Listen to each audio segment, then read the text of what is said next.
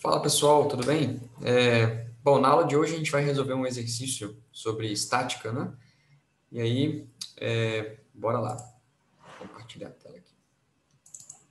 Bom, o exercício em questão é esse daqui, né? É um exercício da UFMG.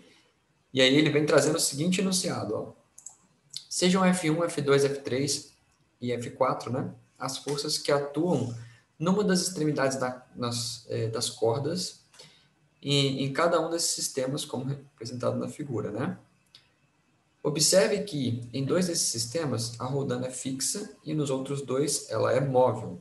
E considere que em cada um desses sistemas a rodana pode girar livremente ao redor do seu eixo, que a corda é inextensível e que a massa da rodana e da corda são desprezíveis. Considerando essas informações, com relação aos módulos dessas quatro forças, é correto afirmar que... Bom, então vamos lá. A primeira coisa que a gente tem que saber é qual é a diferença entre roldanas fixas e roldanas móveis, né? Então, essas duas situações aqui de cima da figura aqui, ó, a gente tem roldanas fixas, né? Você percebe que elas estão fixadas aqui no teto, tá? E aí, o que uma roldana fixa faz? Bom, a roldana fixa, ela transmite integralmente a força que você aplica na corda. Como assim, né? Então, vou te dar um exemplo, ó. Vou colocar aqui uma rodana, o teto, né? E agora eu vou fixar essa rodana no teto, pronto. Então aqui eu vou ilustrar aqui uma força, né? Sendo aplicada num cabo que está nessa rodana, tá bom? Então aqui eu tenho um objeto que está sobre ela. Então o que acontece? No momento em que eu puxo, né, faço uma força aqui, F, essa força ela é transmitida para cá integralmente, ou seja, aqui também vai ter uma força F, tá? Não importa, tá, o ângulo, né, que exista, vamos dizer aqui que você vai pensar que vai existir um ângulo aqui com a vertical, por exemplo, né? Então, esse ângulo aqui ele não tem a menor importância para a gente, tá? Qualquer que seja o ângulo, né, seja para cá, para baixo, né? Essa força sempre vai valer F, porque que a polia transmite essa força integralmente, independente desse ângulo aqui, tá? Então, isso é o que a gente precisa saber sobre polias fixas, ok? E sobre as polias móveis? Bom, as polias móveis, a gente tem aqui uma polia móvel, vou desenhar uma polia aqui rapidinho, vou desenhar aqui o teto. Bom, a polia móvel, você vai ver que ela tem esse nome porque ela pode literalmente se movimentar, né? Ela pode se movimentar aí com facilidade.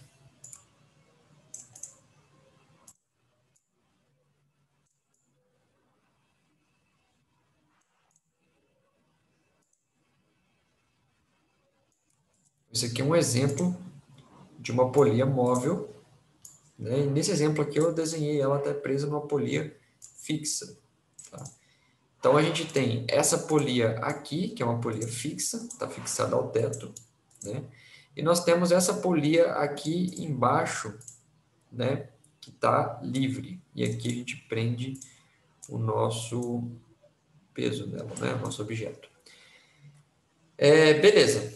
Então, o que acontece? Se a gente fizer um diagrama de força aqui, a gente vai entender o que a polia móvel faz, tá? Então, a gente tem uma força aqui para baixo, que é a força peso, e para sustentar essa força peso, né, vertical para baixo, existe aqui uma força de tração para cima, e do outro lado também existe uma força de tração. Tá vendo? Então, a gente percebe que para sustentar uma força peso, existem duas forças de tração. Tá? Então, você vai ver que cada uma, né, o valor que ela precisa apresentar é o valor de peso sobre 2. Por que peso sobre 2? É como se cada uma dessas forças estivesse pegando metade do peso. Tá? Então, você vai ter a tração do lado de cá vai no peso sobre 2 e do lado de lá, peso sobre 2. Então, o que eu posso concluir? Eu posso concluir que cada polia móvel, ela divide a nossa tração, né?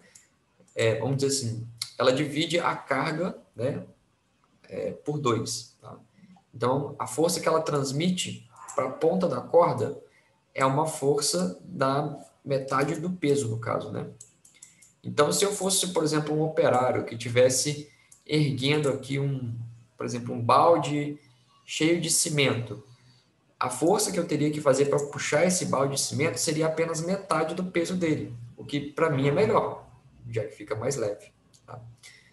Então, por exemplo, se o peso lá é 50 quilos, eu vou sentir aqui apenas 25. Tá? A transmissão é feita somente a metade, né? Então, é isso que a gente precisa saber sobre polias fixas e sobre polias móveis. Tá? Voltando aqui agora, ó, a gente vai perceber, então, que a situação 1 e 2, elas têm forças iguais. Tá? Então, F1 é igual a F2. Por que F1 é igual a F2? Como eu te falei, ó, não depende do ângulo aqui. Ó, tá? Eu posso puxar a corda na diagonal, eu posso puxar a corda para baixo. Quando a gente tem uma polia fixa, a tração transmitida sempre vai ser a mesma. Tá? Então, eu posso falar que F1 e F2 têm mesmo valor. Tá bom?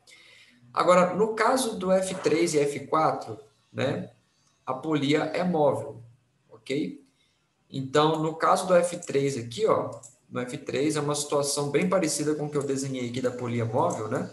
Então, você consegue perceber que a força F3 ela vai valer metade do peso, né? Porque aqui eu vou ter uma força peso para baixo e aqui eu vou ter uma força peso sobre 2 para cima de um lado e peso sobre 2 para cima do outro lado. Então, a força F3 ela vai valer peso sobre 2, ok? A força F4 ela vai ser um pouco diferente. Por quê? Porque aqui eu tenho um ângulo, tá? Aí você vai falar assim, mas tá, você falou que o ângulo não importa. Beleza. Não importa quando é um ângulo feito com a polia, tá bom? Não importa quando é feito com a polia. Nesse caso aqui, a gente tem um ângulo feito com o teto, tá? Então, você já aprendeu lá que quando a gente, por exemplo, pega um bloquinho e aplica uma força assim na diagonal, né, existem componentes vetoriais ali, né? Vertical e horizontal, né? Então, vai acontecer uma coisa similar aqui, né?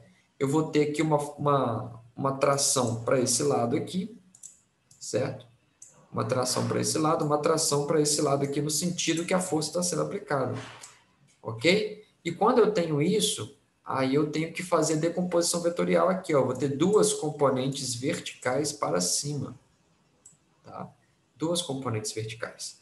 Então, essas duas componentes verticais aqui, elas vão ajudar a sustentar o meu peso, tá bom? Eu tenho aqui uma tração aqui e uma tração aqui. Então, você pode escrever o seguinte, ó. Pode escrever que, vou dar um zoom aqui para ficar melhor a minha escrita. Ó, você pode escrever que 2 vezes a tração é igual ao peso, certo? E essa tração aqui que a gente está falando é a tração que está no eixo Y, né? Então, para a gente poder calcular ela, teria que fazer o seguinte, ó. No caso aqui são TY, né? TY, então é 2TY. Então, TY, ele é igual a T vezes o seno daquele ângulo lá, alfa, que eu destaquei no desenho, tá bom? Se você está com dificuldade de entender essa parte, tá? Pega uma aula sobre vetores, decomposição vetorial, que tem aqui no meu canal também, tá? E dá uma olhada, né? Que aí vai ficar mais tranquilo de entender, beleza? Então, 2t vezes seno de alfa é igual ao peso. E aí, quando a gente for isolar a tração, nós vamos encontrar que a tração é igual ao peso sobre 2 vezes o seno de alfa. Tá? Beleza. Aqui na outra situação aqui, eu posso falar que a tração é igual ao peso sobre 2. Tá? Então, quando a gente compara esses dois caras aqui, ó, eu vou pegar esse cara aqui que eu acabei de calcular e vou trazer para cá. Aqui em cima é peso sobre 2 e aqui embaixo é peso sobre 2, só que sobre seno também, né? Aí, galera, como eu sei que o seno sempre é um valor entre 0 e 1, né? Então, significa que esse valor de 2 aqui, ó, ele vai ser sempre um valor abaixo de 2, né? Ou ele pode ser igual a 2, né, em algumas situações. Só que nessa situação aqui eu estou vendo que pelo ângulo, né, eu sei que vai ser um valor abaixo de 2. Então, se o 2 fica um valor pequeno, o denominador aqui, né? O denominador, ele diminui, então o valor da minha tração aumenta, tá?